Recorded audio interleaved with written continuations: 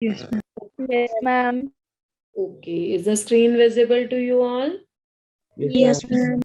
Ma'am. Yes. I think in the last class, static number 5, all the cases we have completed, and today we have to start for the static number 6 and 7. Yes or no?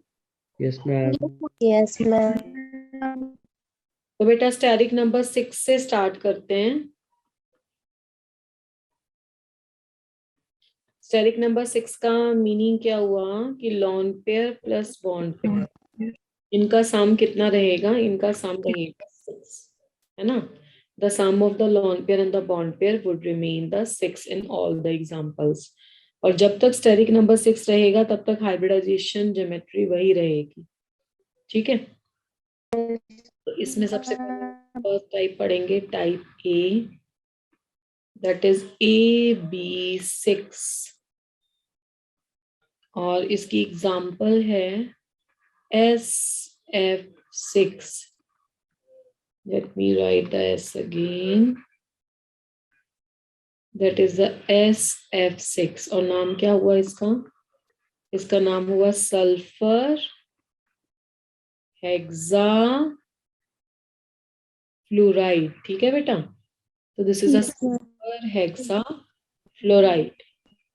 Central atom इसमें क्या हुआ? Sulphur, electronic configuration 3s2 and the 3p4, और ये है ground state electronic configuration. तो this is the 3s2 and this is the 3p4। इसके पास एक एडवांटेज क्या है कि इसके पास वेकेंट डी ऑर्बिटल है, डी में कोई इलेक्ट्रॉन नहीं है। तो according to the Sidgwick theory हम इसके इलेक्ट्रॉन को एक्साइट करवा सकते हैं अगर हमारे पास इलेक्ट्रोनेगेटिव स्पीशीज है तो ये अपनी वैलेंसेस से ज्यादा बॉन्ड बना सकता है। तो ये हो गया वेकेंट 3d ऑर्बिटल।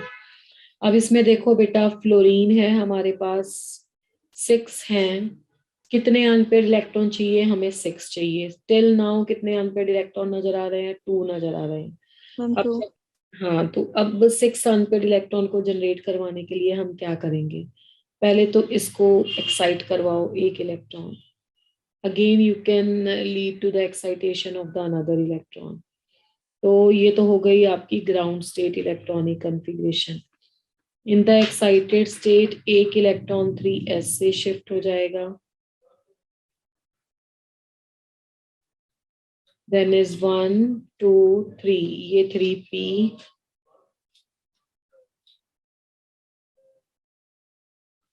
ये 3d आ गया। तो 2 इलेक्ट्रॉन यहाँ पे चले जाएंगे 3d, तो 3s 3p 3d। अब देखो इसमें अनपेड इलेक्ट्रॉन आप लोगों ने जनरेट कर लिए हैं। नेक्स्ट स्टेप क्या होता है? हाइब्रिडाइजेशन। तो these orbitals are not now of the same energy, तो इनमें होगा पहले hybridisation, that is sp3d2 hybridisation. ठीक है, sp3d2 हाइब्रिडाइजेशन। और sp3d2 हाइब्रिडाइजेशन में क्या होगा? देखो, मिक्सिंग ऑफ द ऑर्बिटल्स हो गया। पहले sp और d की अलग अलग एनर्जी थी, now they all will be of the same energy. Second step क्या होता है बेटा? ओरिएंटेशन होता है ना? Yes, ma'am. तो ओरिएंटेशन के बाद एक एक इलेक्ट्रॉन फ्लोरीन अपना यहाँ पे डोनेट कर देगा and there is a formation of the bond. तो this is the formation of SF6। ये हमारे पास बन गया सल्फर हेक्सा फ्लोराइड। ओके, अब इस स्ट्रक्चर में देख लेते हैं क्या ज्योमेट्री आती है। Let's check it out. तो जब भी आपका स्टेरिक नंबर 6 रहेगा तो हमारे पास जो ज्योमेट्री रहेगी दैट वुड बी ऑक्टाहेड्रल।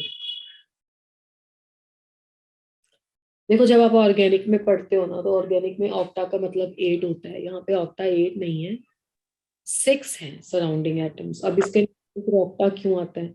इसके नाम पे ऑक्टा इसलिए आता है बेटा क्योंकि ऑक्टाहेड्रॉन जो मैथ्स की स्ट्रक्चर है, फिगर है, जो उससे रिजेंबल करती है। ठीक है, तो देखो ऐसे, अगर मैं एक को मेटल लिख दूं तो 1 2 3 4, 1 अबव 1 बिलो, तो ये है ऑक्टाहेड्रॉन। इसका नाम है इस ज्योमेट्री का ऑक्टाहेड्रॉन। और उसी से रिजेंबल करती है ऑक्टाहेड्रल है। तो आप कैसे बनाओगे, आप पहले इसको एक स्क्वायर की तरह बना देना। This is another way of writing. एक कोना पकड़ के उसे ऐसे घुमा लो तो ये ऐसे दिखेगी, ये बिल्कुल वही स्ट्रक्चर है। तो इसमें सेंटर में सल्फर, हर कॉर्नर पे fluorine, one above and one below. तो यहाँ पे एफ, तो ये सल्फर हेक्साफ्लोराइड हो गया। बॉन्ड एंगल देखो, समझ में आ रहा होगा बॉन्ड एंगल कितना है, 90 है ना। इस ऐसे देखोगे तो 180 है, ऐसे देखोगे 180 है, ऐसे देखोगे 180 है, बट ये 90 और 180 है, ना कि 90 एंड 180। वो तो एक ही बात है ना, आप इसको ऐसे चेक कर रहे हो तो 90 है, कंप्लीट देख रहे हो तो 180 है। तो 90 और 180, वैसे 90 लिखते हैं इसको, बॉन्ड एंगल्स आर 90 डिग्री। ये वाला बॉन्ड एंगल हो रहा है, दिस वन, इसकी बात हो रही है, ये वाले बॉन्ड एंगल। इसको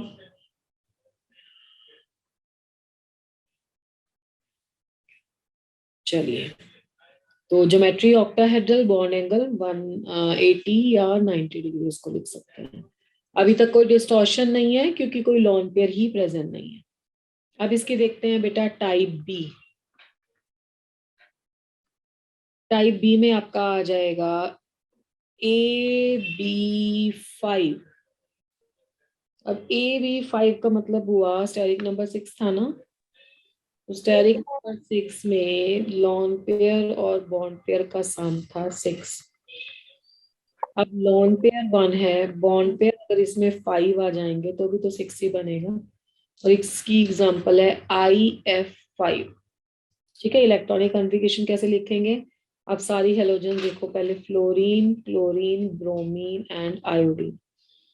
क्लोरीन होती है 2s2 2p5, chlorine is 3s2 3p5, bromine is 4s2 4p5, iodine is 5s2 and 5p5।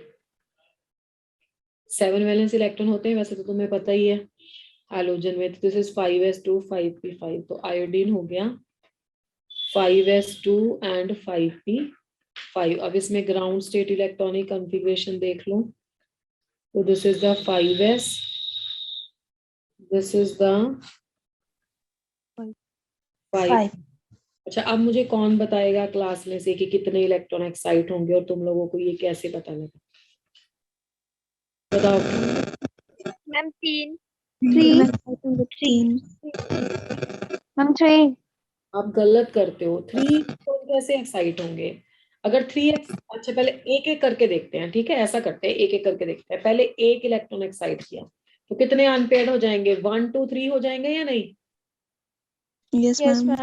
फिर एक इलेक्ट्रॉन फिर एक्साइट किया, फिर कितने अनपेयर्ड हो जाएंगे, 1 2 3 4 5 5 हो जाएंगे।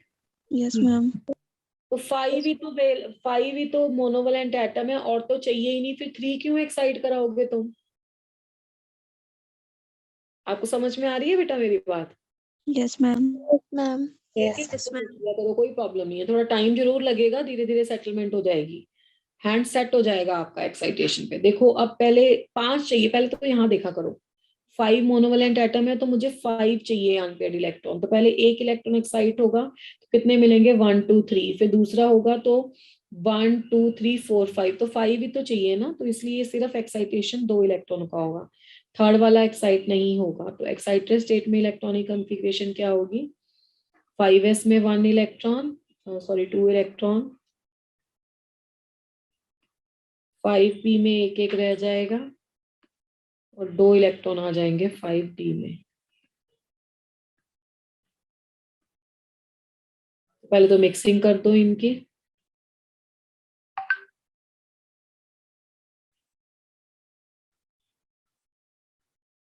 मिक्स हो गया, कौन सी हाइब्रिडाइजेशन बनेगी, sp3d2 लास्ट स्लाइड में हमने लिखी थी ना हाइब्रिडाइजेशन, एक बार चेक कर लेते हैं।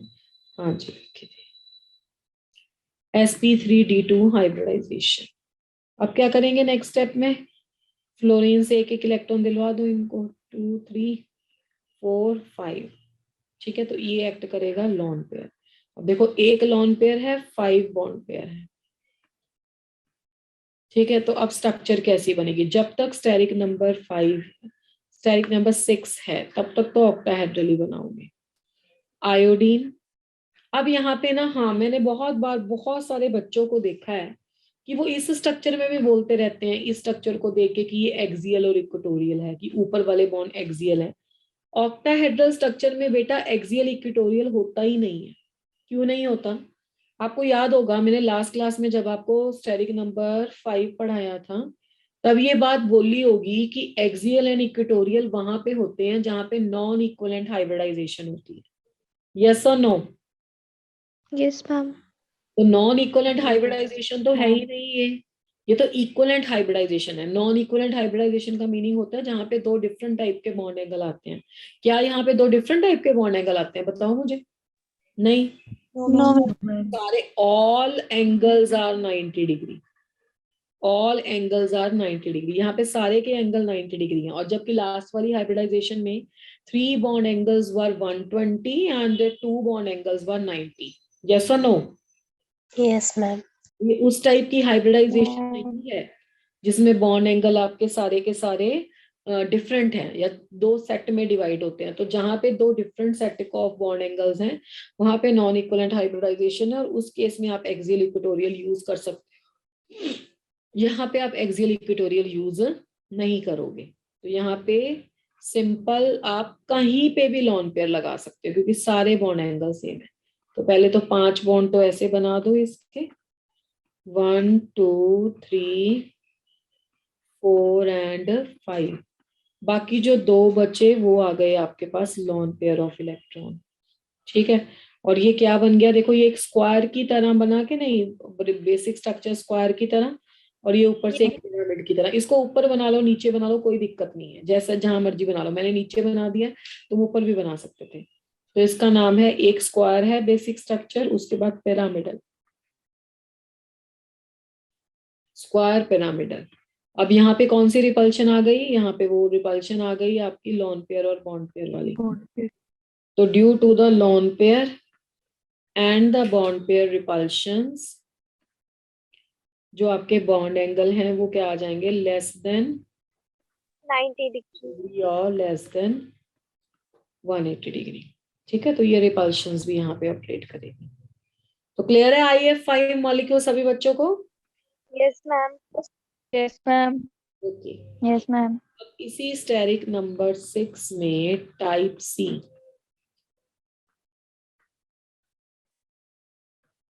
को इधर रख लेते हैं। AB4 lone pair plus bond pair, ये रहेगा 6। लॉन पेयर 2 हो जाएंगे, बॉन्ड पेयर 4 हो जाएंगे, तो 6 आएगा। ठीक है, लॉन पेयर और बॉन्ड पेयर का सम यहाँ पे 6 रहेगा। चलिए देख लेते हैं, एग्जाम्पल है इसकी। XeF4, इसका नाम है xenon tetra fluoride. Let's check it out the first central atom. Central atom की लोकेशन आपको पता है, नोबल गैस में है, helium, neon, argon, krypton, xenon, radon. ठीक है, ये 2s2 होता है, यस मैम। ये 2s2 2p6 होता है बच्चा, ये 3s2 3p6 होता है। सब नोबल गैसेस में 8-8 इलेक्ट्रॉन होंगे ना, ऑक्टेट कंप्लीट है इनका। ये 4s2 4p6 होता है, ये 5s2 5p6 होता है, और ये 6s2 6p6 होता है। ठीक है, तो हमने जीनन उठाना है S2p6। फिर भी अगर आप यहाँ तक नहीं पहुंच पाए तो भी काम चल जाएगा, बस इतना याद रख लेना कि 8 इलेक्ट्रॉन है, इसको S2p6 से भी काम चला सकते हो। ठीक है, तो लिख लो इसको, जीनन हो गया आपका 5s2, 5p में हो गए 6 इलेक्ट्रॉन्स, यहाँ पे आ गया वीकेंड d ऑर्बिटल। अब मुझे बताओ कि XeF2 बनाना है, कितने इलेक्ट्रॉन एक्साइट करोगे? सोच समझ के आंसर। मैम 2. मतलब 2 बार एक्साइटेशन कराऊं? वन कैसे होगा? 1 only. 1 होगा, 2 थोड़ा ना होंगे बेटा, एक ही इलेक्ट्रॉन एक्साइट होगा। देखो, एक इलेक्ट्रॉन एक्साइट होने से एक जहां से गया वहां एक रह जाएगा, एक नए में एक रह जाएगा। This is a 5s, this is the 5p,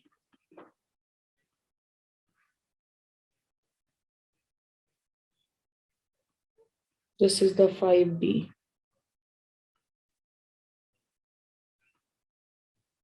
उसके बाद कर दो हाइब्रिडाइजेशन।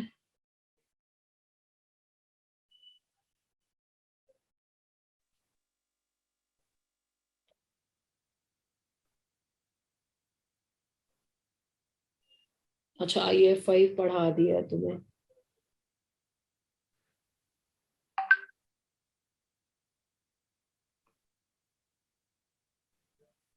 कितने अनपेयर्ड इलेक्ट्रॉन बनेंगे इसमें? मैम अच्छा, 2. ये तो बाय मिस्टेक, रुको रुको रुको रुको रुको, शायद प्रीवियस स्लाइड में SF4, हाँ 4 है। 4 के लिए बताओ आप कितने इलेक्ट्रॉन चाहिए? वो तो बाय मिस्टेक 2 लिखा गया ना, 2 के लिए तो 1 चाहिए होगा। 4 के लिए कितने चाहिए होंगे बच्चा? 2. ठीक है बेटा, ठीक है। हाँ जी, 4 के लिए 2 चाहिए होंगे। अगर 2 होता तो उसके लिए चाहिए होते 1 का एक्साइटेशन। ठीक है जी। तो sp3d2 हाइब्रिडाइजेशन यहां से आ गई। कितने लोन पेयर दिखाई दे रहे हैं बच्चों? मैम 2. ठीक है, 2 हो गए लोन पेयर। 1 2 3 4, यहाँ पे हो गए 4 फ्लोरीन।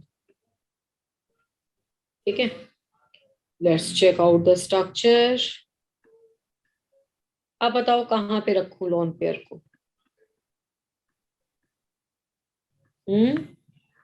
2 लोन पेयर को कहाँ पे रखा जाए, सोचो। 2 लोन पेयर को कहीं पे भी रखो, पर उनमें बॉन्ड एंगल 180 होना चाहिए, 90 नहीं होना चाहिए। 90 बॉन्ड एंगल लेस है, उससे उनमें रिपल्शंस होंगी। क्या होना चाहिए बॉन्ड एंगल? 180. 180।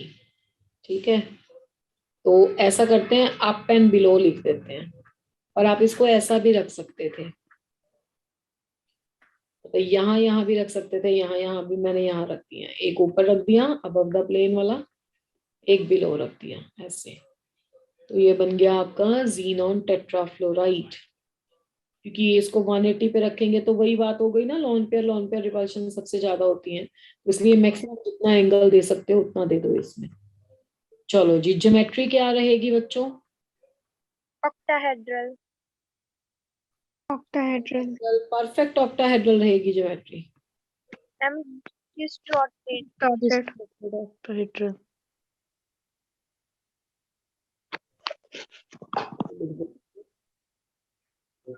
डिस्टॉर्टेड ऑक्टाहेड्रल, यहाँ पे ये वाले केस में, यहाँ पे भी एक लोन। बिल्कुल सही कहा तुम लोगों ने, ज्योमेट्री रहेगी डिस्टॉर्टेड ऑक्टाहेड्रल। शेप कैसी लग रही है? Ma'am square planar. शाबाश, लॉन पेयर नहीं देखते हैं शेप में, तो ये लगेगी square planar.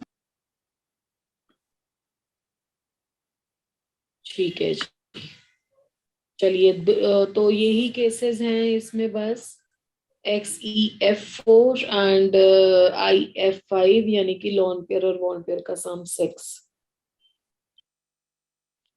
Next steric number 7।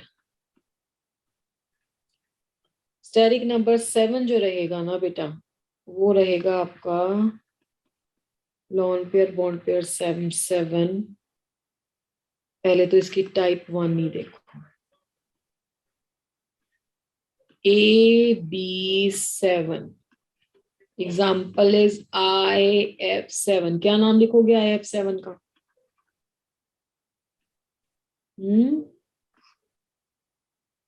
Iodine 7 के लिए क्या वर्ड यूज होता है? हेप्टाफ्लोराइड। Central atom iodine. अब आयोडीन कहाँ पे बिलोंग करता है?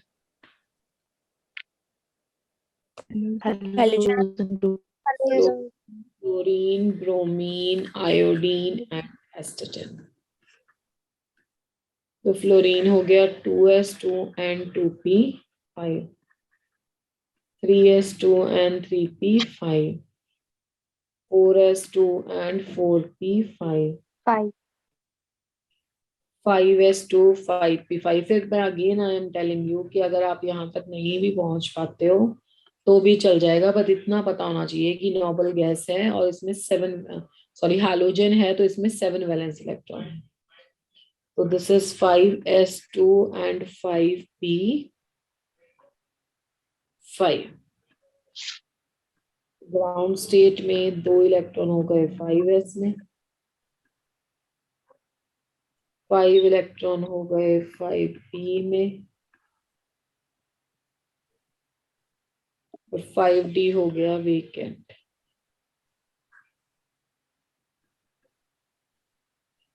अब इसको थोड़ा रब कर देते हैं साइड वाले को, है ना?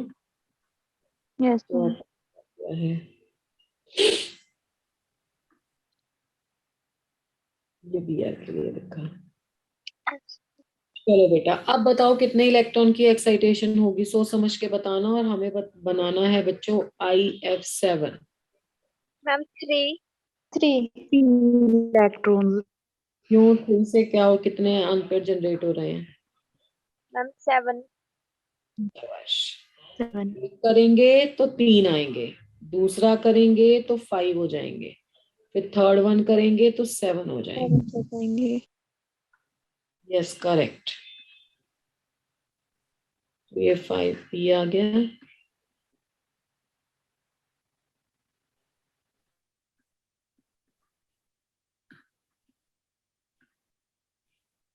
कर दो इसको मिक्स।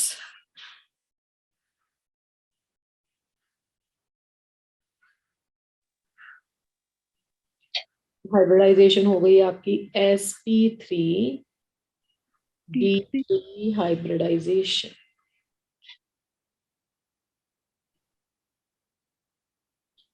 तो sp3d3 is the hybridization and अभी बनाना है IF7।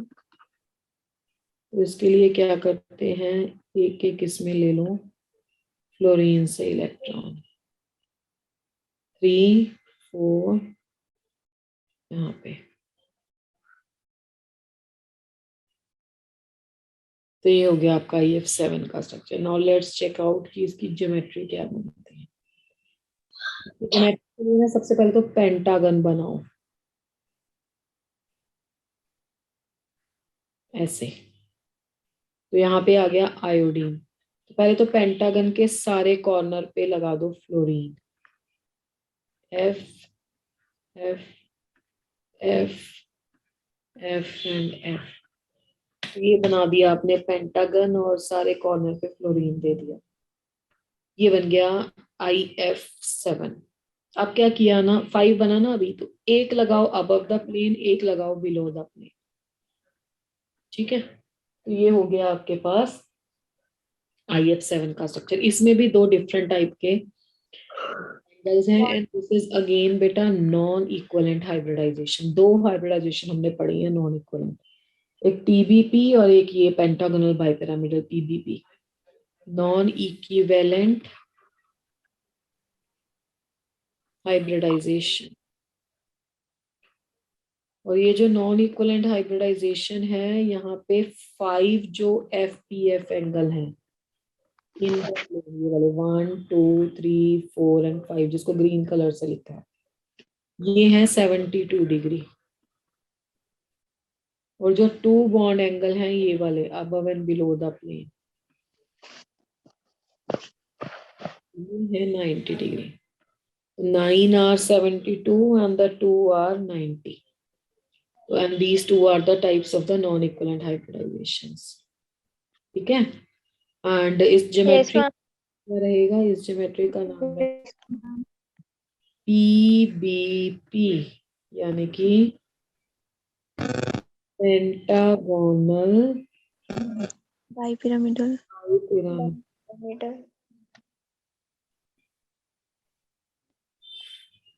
ठीक है, तो ये रहेगा पेंटागोनल बाइपिरामिडल।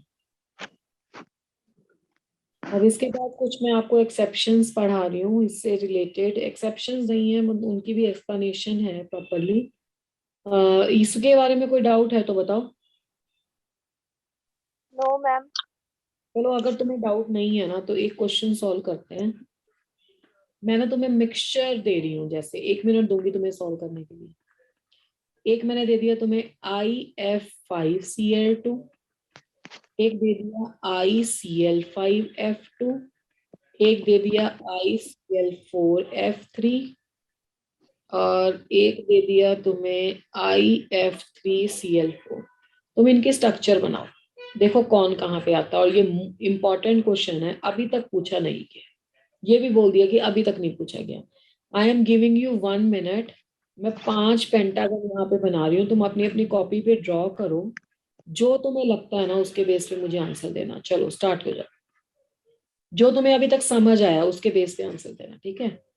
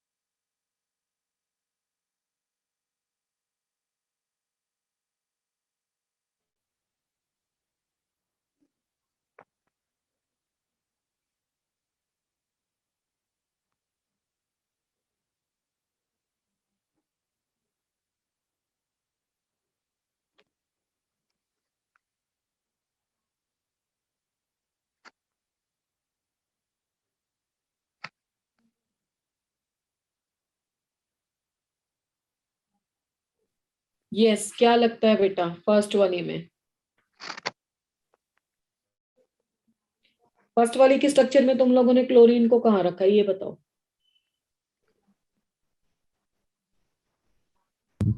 मैम 90 एंगल पे। ठीक है, और सेकंड वाली स्ट्रक्चर में फ्लोरीन को कहाँ रखा है? 90 एंगल पे।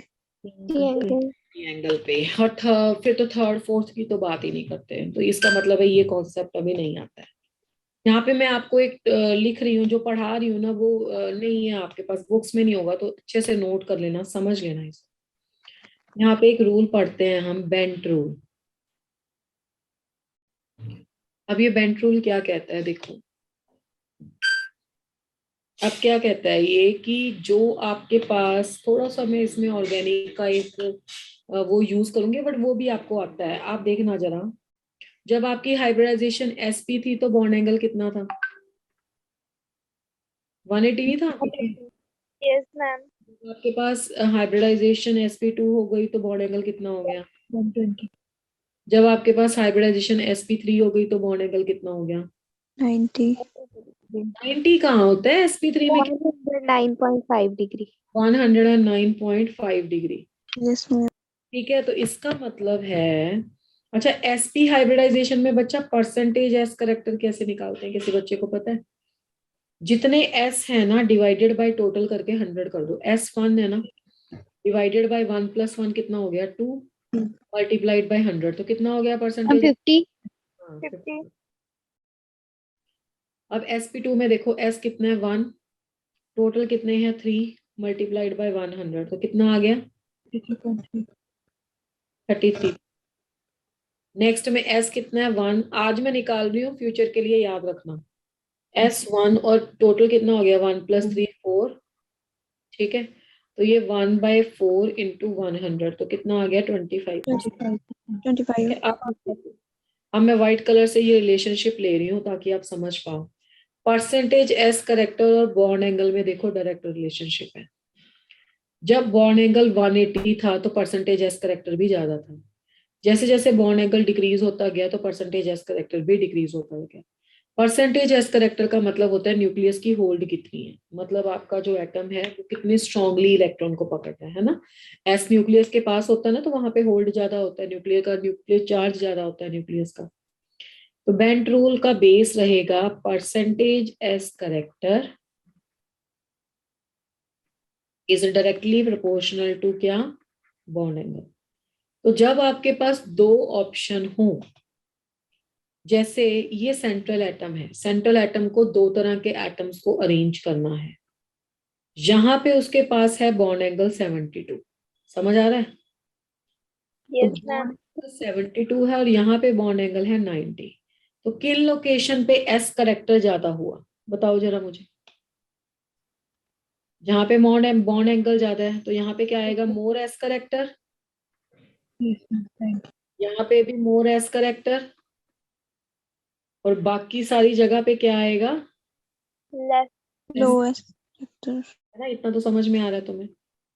अब बेंट रूल क्या कहता है कि जब central atom like a father अगर वो डिसाइड करता है कि मुझे अपने सराउंडिंग में आने वाले एटम्स को या ग्रुप ऑफ एटम्स को कौन सी जगह पे रखना है, तो जो तो होगा स्ट्रॉन्ग, है ना, ज्यादा इलेक्ट्रोनेगेटिविटी वाला, उसको तो कम एस करेक्टर मिलेगा क्योंकि वो तो खुद ही इलेक्ट्रोनेगेटिव है ना, वो तो अपना आराम से एडजस्ट हो जाएगा। और जिसमें है लेस एस करेक्टर, जिन लोकेशंस पे, वहां पे रख देंगे हम उसको जहां पे इलेक्ट्रोनेगेटिविटी ज्यादा है। मीन टू से according to Bent rule, less electronegative species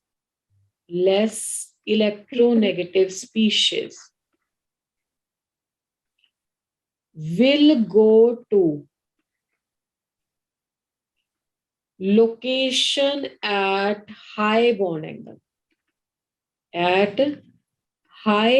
angle और मोर एस करेक्टर। तो जहां पे एस करेक्टर ज्यादा है वहां पे वीक को रखो, क्योंकि स्ट्रॉन्ग तो अपने आप एडजस्ट हो जाएगा।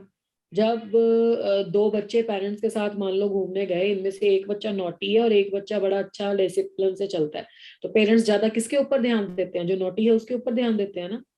Yes. तो नेगेटिव ने तो अपने आप एडजस्ट हो ही जाना है, ठीक है ना, वो तो इलेक्ट्रोनेगेटिव है तो वो तो आराम से कर लेगा वहां पे अपनी लोकेशन सेट। तो अपना मोर एस करेक्टर, मोर होल्ड सेंट्रल एटम कहाँ पे देता है, जहां पे वीक है। ठीक है, अब मुझे बताओ कि क्लोरीन कहाँ पे आएगा। ये वीक है ना क्लोरीन, Yes, ma'am. स्ट्रॉन्ग है, तो क्लोरीन आएगा जहां पे कम इलेक्ट्रोनेगेटिविटी है इसकी, जहां पे एस करेक्टर ज्यादा है। ज्यादा एस करेक्टर कहाँ पे है, Ma'am, 90 degree. एंगल पे। को रखोगे यहाँ पे, फ्लोरीन को रखोगे यहाँ पे। Ma'am. ये स्ट्रक्चर तो बहुत बच्चों ने बिना ये रूल जाने भी ठीक कर ली होगी, पर यहाँ पे क्या प्रॉब्लम हुई। अब क्लोरीन को अब फिर से कहाँ पे रखोगे, जहां पे ज्यादा एस करेक्टर है, यहाँ पे। Ma'am. ऐसा नहीं कि दो फ्लोरीन देख के यहाँ पे दो फ्लोरीन चिपका दिए, नहीं। अब बाकी के जो क्लोरीन बचे अब तो कुछ कर ही नहीं सकते ना, बाकियों को तो रखना ही पड़ेगा ऐसे, और फिर Yes. बाकी लोकेशंस पे फ्लोरीन। तो this is a correct structure. एक बात याद रख लो, लेस इलेक्ट्रोनेगेटिव स्पीशीज को वहां पे रखो जहां पे ज्यादा एस करेक्टर है।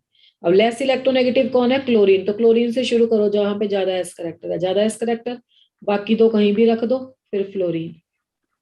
Yes, ma'am. अब आ गया फिर क्लोरीन जहां पे ज्यादा एस करेक्टर है, बाकी फिर लोकेशंस पे क्या रख दो, फ्लोरीन। क्लोरीन ज्यादा तो नहीं रख दिए, 1 2 3 फ्लोरीन है, हाँ ठीक है, हो गया।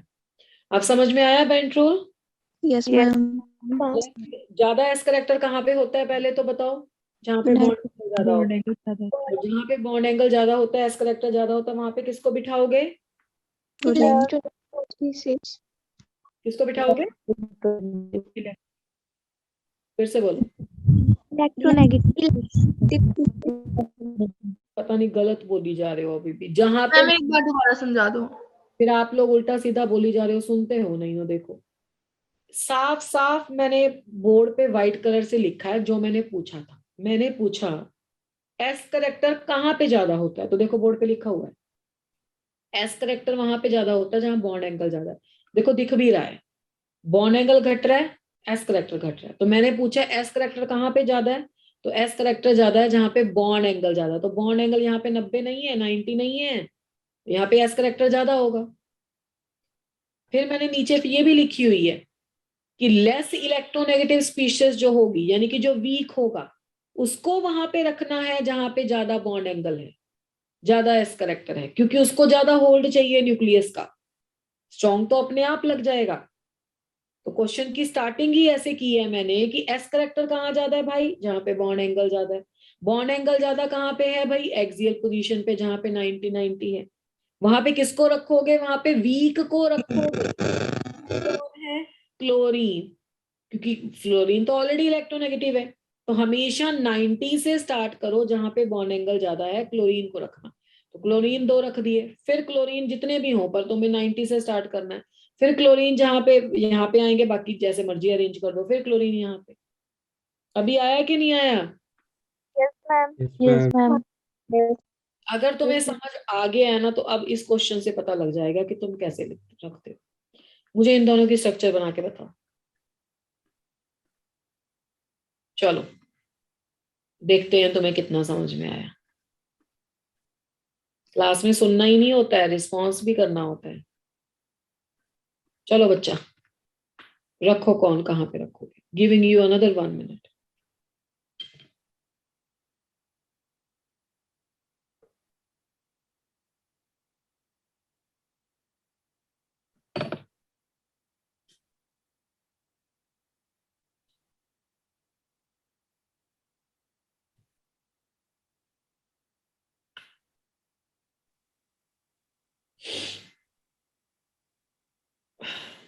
Yes, ma'am. चलो Yes, बताओ स्ट्रक्चर में बताओ।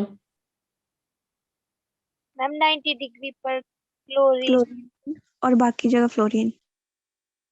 90 डिग्री पर क्लोरीन और बाकी जगह फ्लोरीन। Yes, ma'am. अगली स्ट्रक्चर बताओ। 90 90 डिग्री डिग्री पर क्लोरीन और क्लोरीन एक जगह क्लोरीन, बाकी 2 जगह फ्लोरीन। बाकी जगह 2 फ्लोरीन। क्या आप मुझे बता सकते हो कि ये तुमने कैसे रखवाया?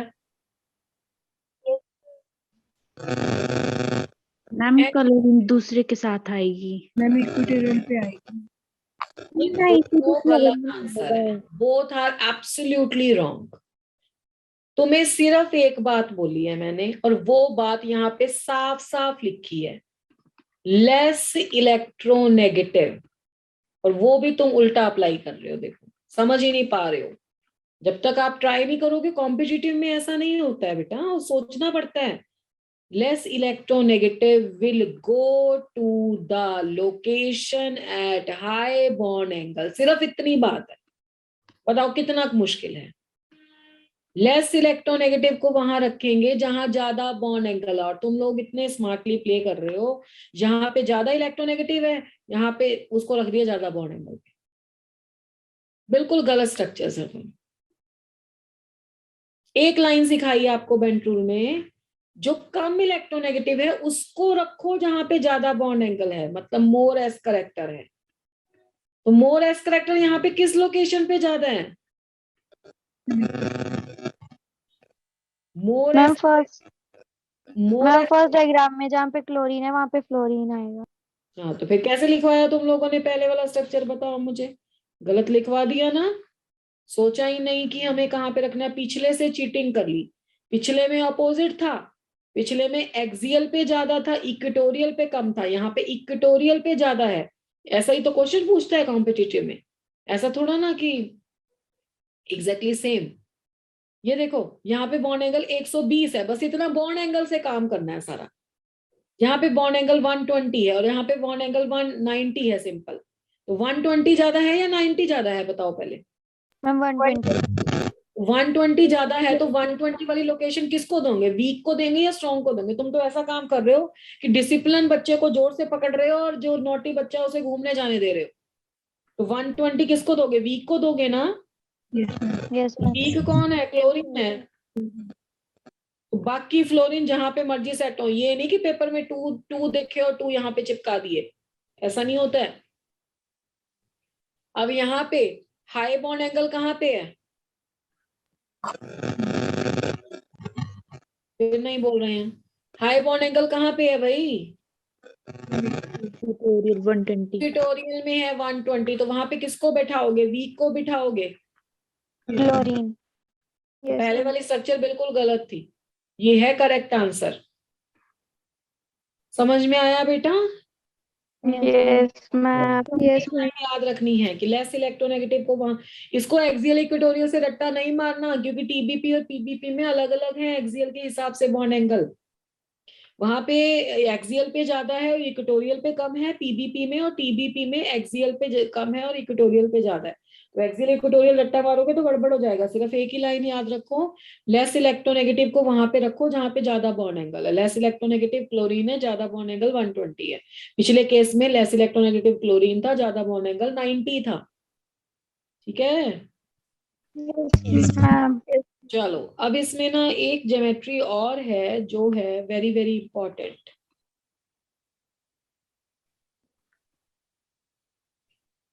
XEF6,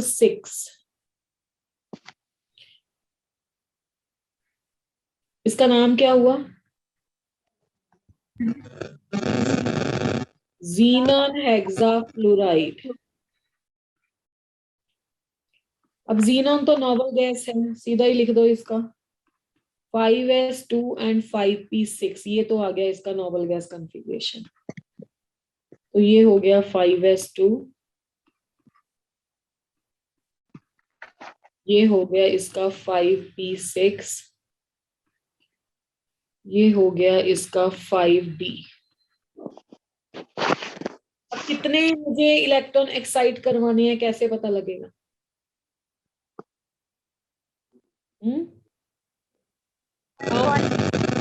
वन कह रहे हो बच्चों, चलो जी 1 करवा दिया, 2 मिल गए। 2 चाहिए क्या? नहीं मैम 3। 3। सेकंड करवाया, कितने मिल गए? 1 2 3 4। फिर 6। करवाया 6, तो 3 इलेक्ट्रॉन की एक्साइटेशन नीडेड है। Yes ma'am.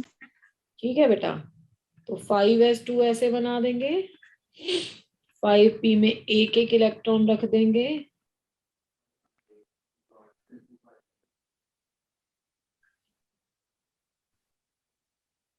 5d। उसके बाद आएगा हाइब्रिडाइजेशन।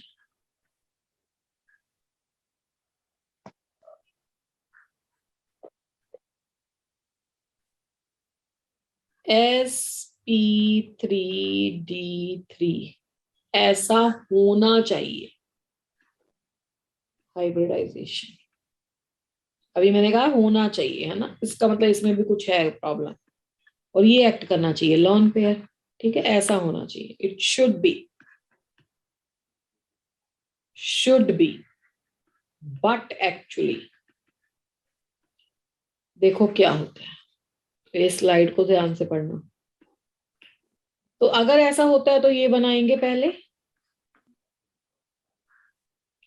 ज़ीनोन को लिखा सेंटर में। अब लॉन पेयर कहाँ पे रखा जाएगा? मैंने लास्ट क्लास में आपको समझाया था कि लॉन पेयर भी वही लोकेशन पे जाएगा जहां पे ज्यादा बॉन्ड एंगल है, सिखाया था ना। यस ज्यादा मैम। बॉन्ड एंगल तो 90 डिग्री पे है, तो यहाँ पे जाएगा लॉन पेयर, और बाकी आएंगे फ्लोरीन। 2 3 4 5 6 ऐसा होना चाहिए। अब बच्चा इसकी ज्योमेट्री क्या बननी चाहिए थी? इसकी ज्योमेट्री बननी चाहिए थी डिस्टॉर्टेड पीबीपी, है ना, यस मैम और बॉन्ड एंगल आने चाहिए थे लेस देन 72 और लेस देन 90, बट ये ऐसा नहीं हुआ। This is wrong. व्हाई? देखो इसको इसको सोचो ध्यान से, क्या हुआ इसमें। ज़ीनॉन है बहुत लार्ज इन साइज। हुआ क्या इसमें? ज़ीनॉन है लार्ज, और फ्लोरीन क्या था, स्मॉल। इसको ना आप ऐसे एग्जामिन करो कि एक बड़ी सारी बॉल है, उस बड़ी बॉल के ऊपर 6 छोटी छोटी बॉल्स पड़ी हैं।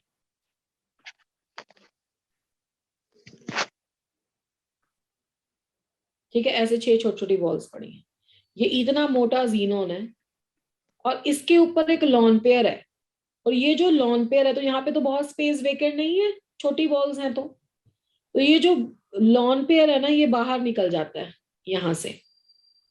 लॉन पेयर यहाँ पे तो हम ऐसे बना रहे हैं बाउंड्री, एक्चुअली में थोड़ा ना बाउंड्री होती है लॉन पेयर की। एक्चुअली में तो लॉन पेयर सिर्फ क्या होता है बेटा, इलेक्ट्रॉन नहीं होता। Yes ma'am.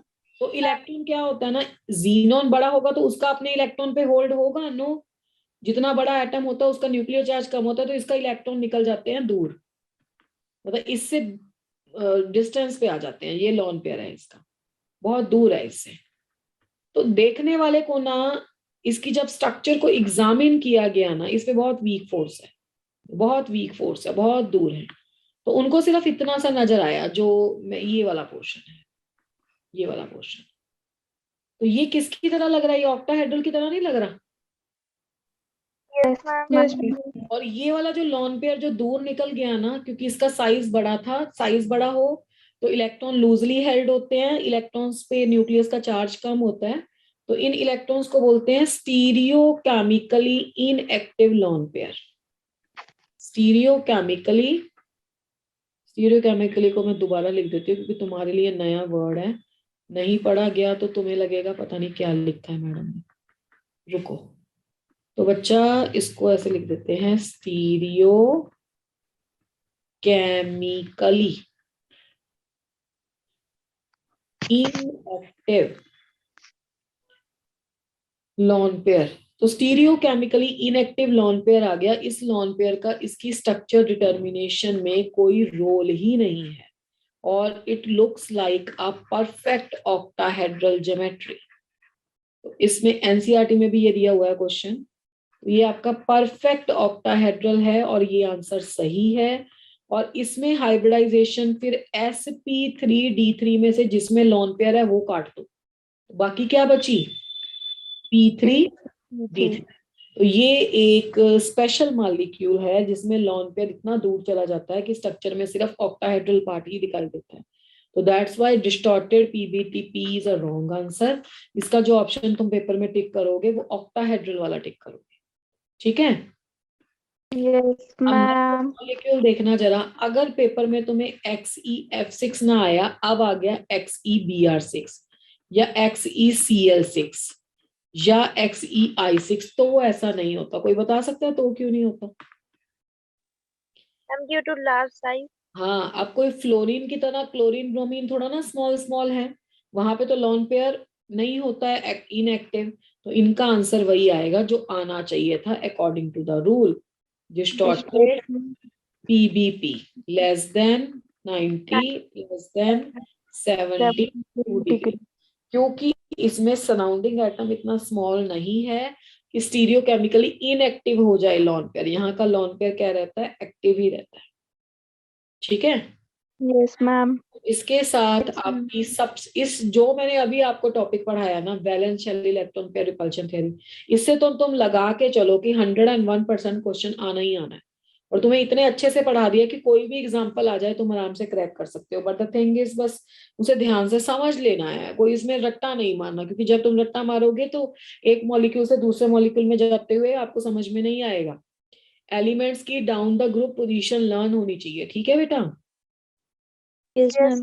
नेक्स्ट क्लास में आई विल आस्क यू पीपल, ठीक है। Okay, ma'am. बोरॉन फैमिली से लेके ना हैलोजन ना आपकी नोबल गैस तक के मैं डाउन द ग्रुप सबसे नाम पूछूंगी, ठीक है। I will ask you in the poll time में आई वांट टेक अ पोल, मैं किसी का भी नाम लेके बोलूंगी कि आप मुझे बोरॉन फैमिली के मेंबर बताओ या कार्बन फैमिली के, ठीक है। तो नेक्स्ट क्लास में ये आप सब पढ़ के आओगे, क्योंकि इसके Okay, बाद चलेगा ही नहीं बच्चा। चलो नेक्स्ट टॉपिक है resonance.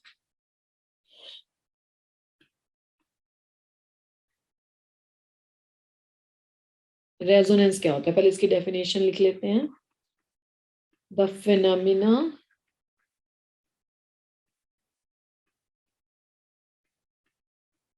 exhibited by the compound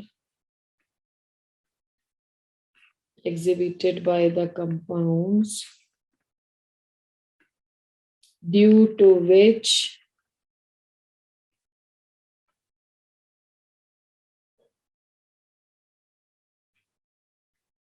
its structure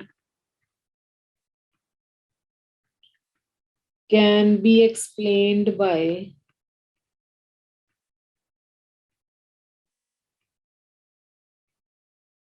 two or the more structures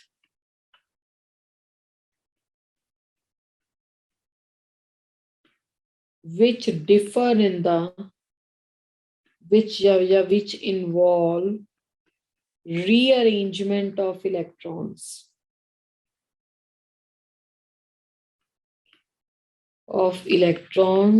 and having same position of the atoms. Having same position of atoms. Yes, लिख लो its properties can be explained by, वो ज्यादा explanatory है.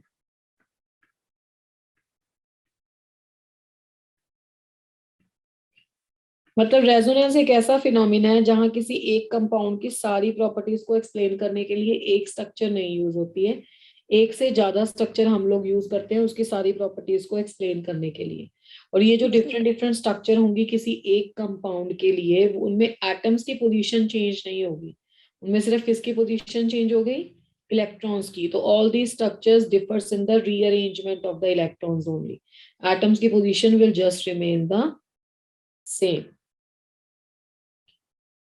ठीक है जी, clear है? Yes, ma'am. चलो फिर देखते हैं इसको.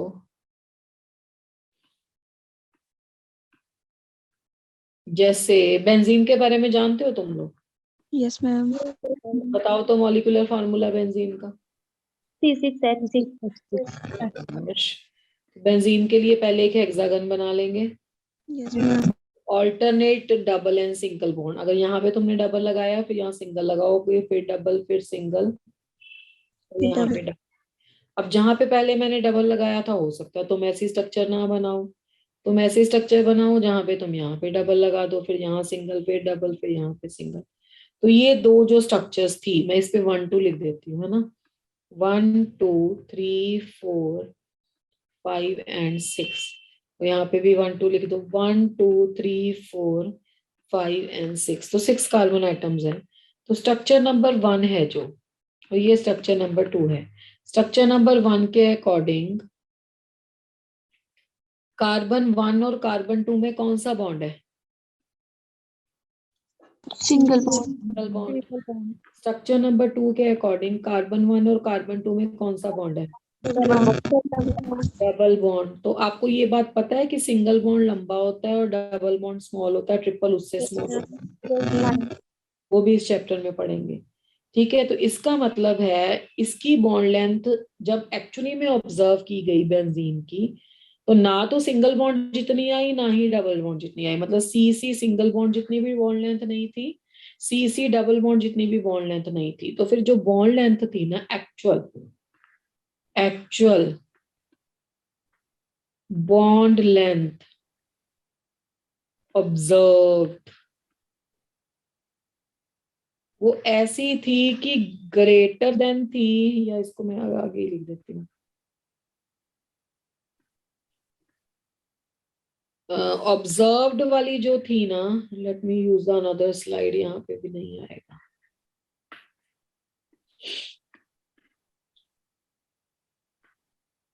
ऑब्जर्व्ड जो थी वो ग्रेटर देन थी सिंगल डबल से, और लेसर देन थी सिंगल से, यानी कि सिंगल और डबल के बीच में थी. तो इसको इस ऑब्जर्व्ड बॉन्ड लेंथ को एक्सप्लेन करने के लिए ये बोला गया कि ये जो कार्बन और कार्बन के बीच में बॉन्ड है ना, ये सिंगल और डबल बॉन्ड ये रिवॉल्व हो रहा है. Yes, ma'am. यहाँ पे रिवॉल्व हो रही है, इसको सर्कल लगा देते हैं. और इस स्ट्रक्चर को बोलते हैं hybrid structure. Mixture Yes, of ma'am. Structures, ठीक है। और ये भी एक्चुअल स्ट्रक्चर नहीं है, मैं एक बात बोलूं तो तुम्हें समझ में आनी चाहिए कि एक्चुअल स्ट्रक्चर ऐसे कंपाउंड की रिप्रेजेंट हो ही नहीं सकती। इन कंपाउंड की कोई एक्चुअल पिक्चोरियल रिप्रेजेंटेशन है ही नहीं है। Why these compounds are not having the actual pictorial representation? क्योंकि इलेक्ट्रॉन डीलोकलाइजेशन में जाना चाहते हैं, जिससे वो स्टेबल होते हैं। इलेक्ट्रॉन घूमते हैं, ठीक है। तो अगर इलेक्ट्रॉन घूमते हैं तो वो घूमते हैं, तो आप उसकी फिक्स स्ट्रक्चर क्या बताओगे, ठीक है। तो ये इसकी हाइब्रिड स्ट्रक्चर है। तो ये जो बाकी दो स्ट्रक्चर्स थी ना इसकी, जिसको आपने ऐसे लिखा था, Yes, ma'am. इनके बीच में एक ऐसा एरो डालते हैं, इसको बोलते हैं double headed arrow. Double headed arrow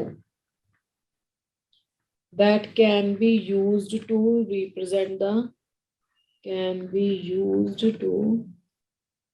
represent the resonating structures।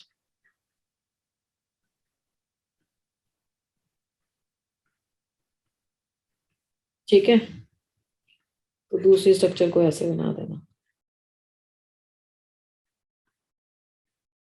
इस तरीके से, ठीक है। तो ये इसकी रेजोनेटिंग या हाइब्रिड स्ट्रक्चर्स हो गए, ऊपर वाली हाइब्रिड स्ट्रक्चर। तो let's check out for the one और द टू रेजोनेटिंग स्ट्रक्चर्स। जैसे कार्बन डाइऑक्साइड है, पहले कार्बन डाइऑक्साइड मॉलिक्यूल को लिखो।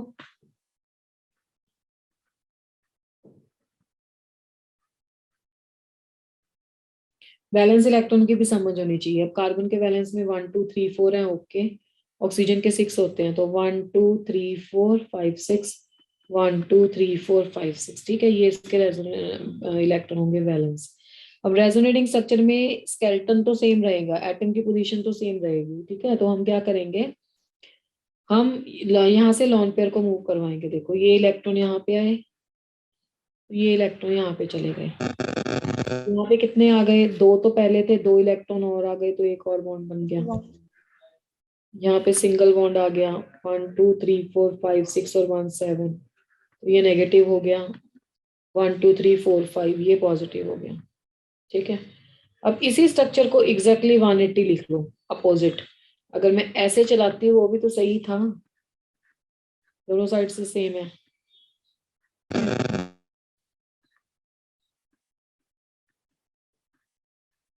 ठीक है, तो ये है रेजोनेटिंग स्ट्रक्चर्स इसकी, these are called as a resonating structures. ये 1, ये 2, ये 3। यहाँ से हम एक कैलकुलेशन करते हैं जिसे हम बोलते हैं बॉन्ड ऑर्डर, मतलब एक्चुअली में बॉन्ड कितना है। इस स्ट्रक्चर से 2 नजर आ रहा है, इस स्ट्रक्चर से 3 नजर आ रहा है, इस स्ट्रक्चर से 1 नजर आ रहा है, तो कैसे कैलकुलेट करेंगे bond order. Bond order calculate करने का फॉर्मूला होता है number of the bonds between two atoms in all the structures divided by total number of structures।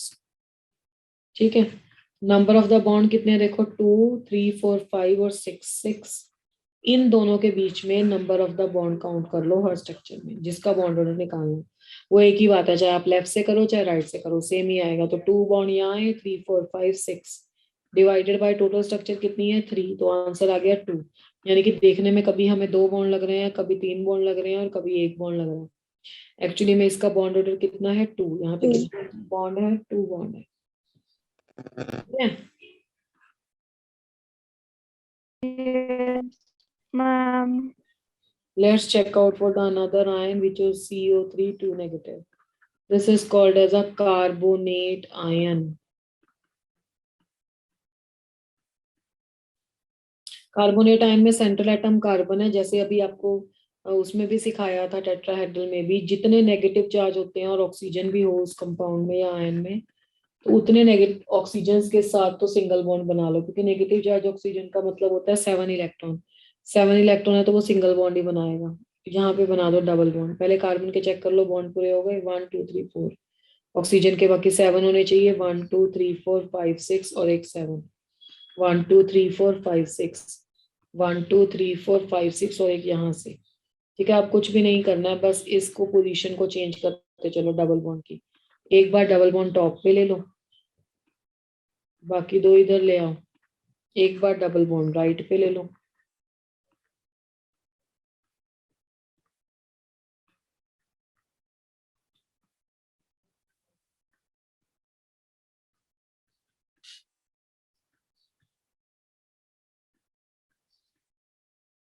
ठीक है, अब इसका बॉन्ड ऑर्डर कैसे कैलकुलेट करेंगे? ये 1 है, ये 2 है, ये 3 है। इसके बॉन्ड ऑर्डर की कैलकुलेशन हुई, number of the bonds calculate कर लो, कोई दो एटम पकड़ लो, हमने ये पकड़ लिए। तो नंबर ऑफ द बॉन्ड्स कितने हो गए? 2 3 4 डिवाइडेड बाय टोटल स्ट्रक्चर 3, तो आंसर आ गया 1.33। यानी कि एक बॉन्ड तो पूरा है, बाकी जो डबल बॉन्ड है वो 3 में बटा हुआ है, तो 0.3 तीनों के पास है। तो ये इसका बॉन्ड ऑर्डर है, पार्शियल बॉन्ड है। ठीक है, इस तरह से हम कैलकुलेट करते हैं बॉन्ड ऑर्डर। क्लियर हुआ बेटा? Yes, ma'am. चलो इससे नेक्स्ट क्लास में कंटिन्यू करेंगे, अभी पोल के क्वेश्चंस ले लेते हैं। रेजोनेंस की अभी इतनी एग्जांपल बहुत है।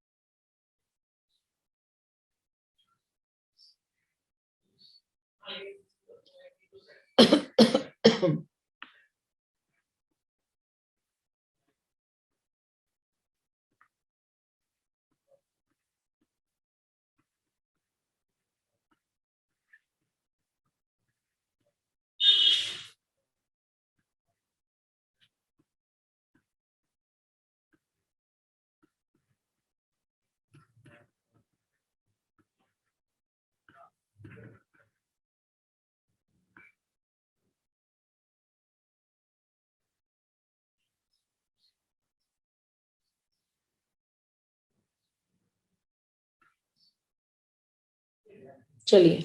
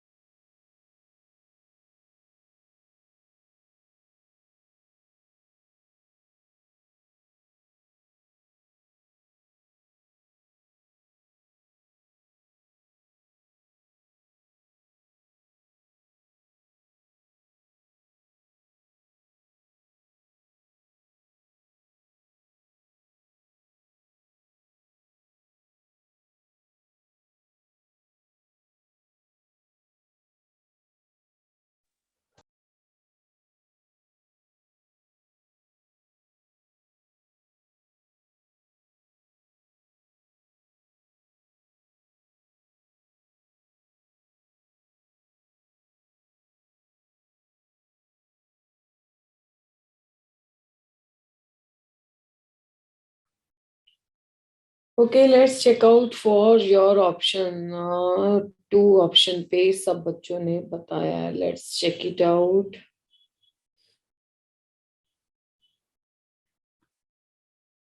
देखो अब वैलेंस इलेक्ट्रॉन से चलेंगे। जीनॉन के पास है 8 इलेक्ट्रॉन, जिसमें से 4 तो हो गए फ्लोरीन, 1 हो गया ऑक्सीजन, और ऑक्सीजन हमेशा डबल बॉन्ड से आएगा। ठीक है, तो 1 2 3 4 5 6 और एक lone pair.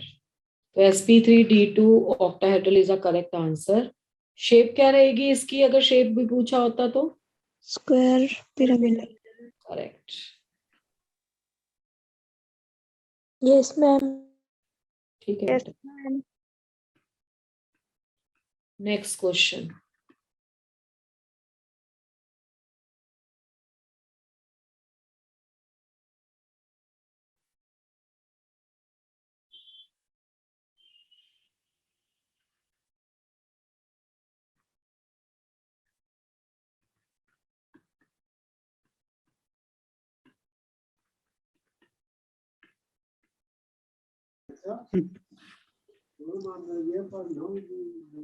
You have to give the correct structure for the PF4 and 1Cl.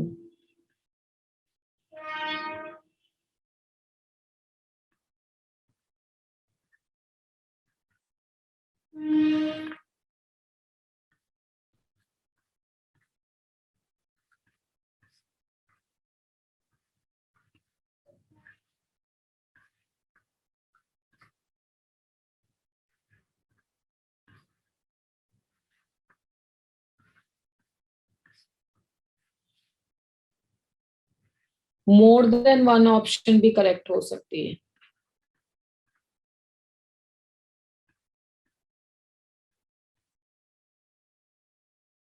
मैं लिख रही हूँ मोर देन वन करेक्ट भी हो सकती है।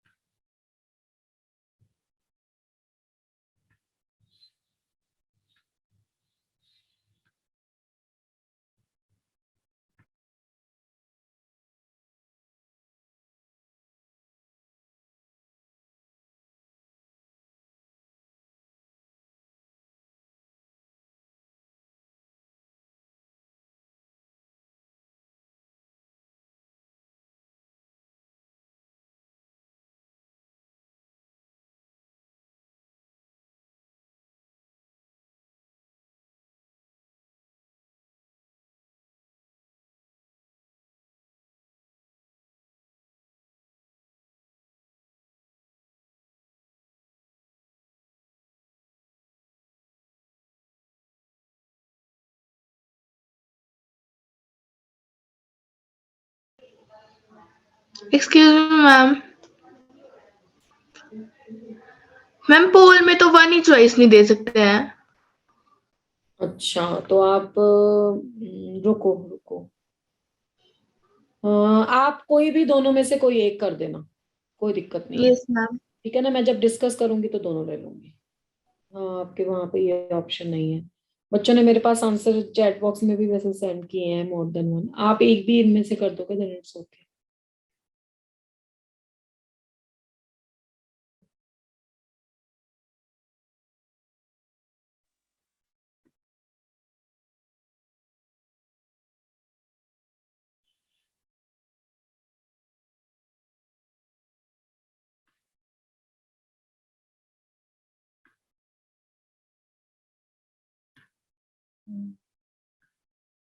अच्छा, पहले बताओ किस रूल से रिलेटेड क्वेश्चन है ये? Ma'am bent rule. Rule. Blend rule ma'am. इतना तो तुम्हें समझ में आ गया। अच्छा, क्लोरीन को कहाँ बिठाना है, पहले मुझे थ्योरेटिकली बताओ, फिर करेक्ट ऑप्शन लेते हैं। कहाँ बिठाना है क्लोरीन को? जहाँ बॉन्ड एंगल ज्यादा हो। ठीक है, बॉन्ड एंगल ज्यादा कहाँ पे है?